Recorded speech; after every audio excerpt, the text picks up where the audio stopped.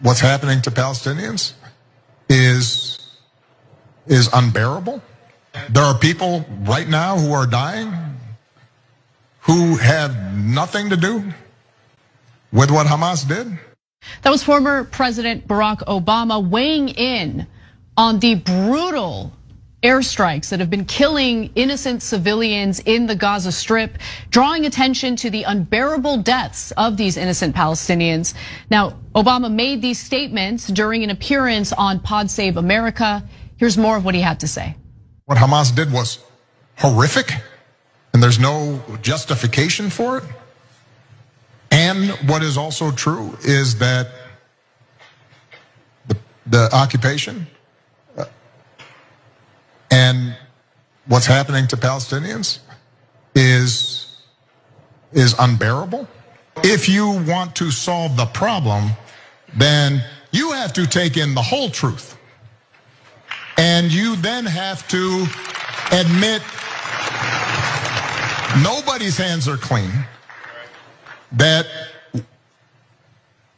all of us are complicit to some degree. I look at this and I think back, what could I have done during my presidency to move this forward as hard as I tried? I've got the scars to prove it. But there's a part of me that's still saying, well, was there something else I could have done? That's the conversation we should be having. Not just looking backwards, but looking forward.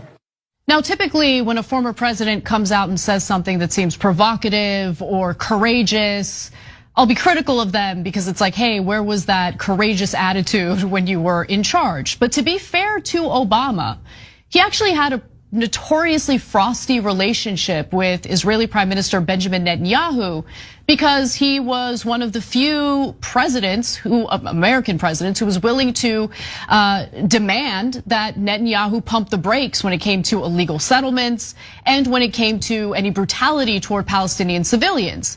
And he also bumped heads quite a bit with Netanyahu when he secured the Iran nuclear deal, which I'll give you more details about in just a moment. Netanyahu did not want an Iran nuclear deal. Netanyahu has always been thirsty for war with Iran, and of course not to fight that war with just the IDF, but to I haven't spoken to him since, right? I didn't talk to him. That's right. Just kind of summarizing some of the issues they had when Obama was in charge.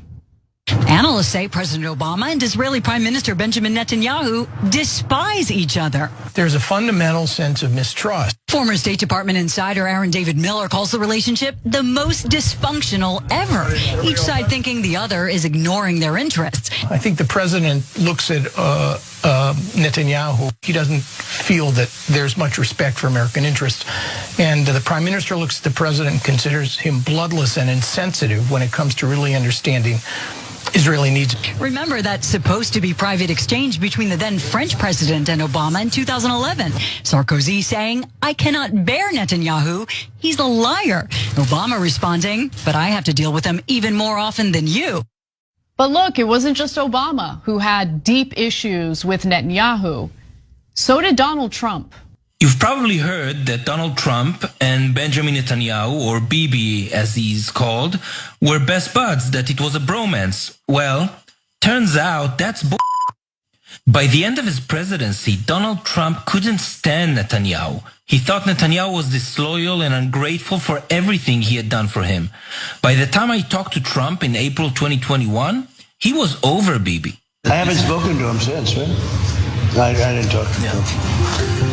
That's right. Donald Trump said F him when it came to Benjamin Netanyahu. And one more clip that's really important because Trump disclosed that he did not believe that Netanyahu was ever really serious about pursuing peace. Let's watch.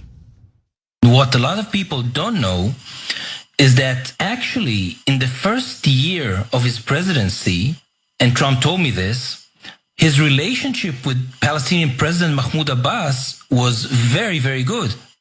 And it was almost like a father. I mean, he was so nice. Couldn't have been nicer.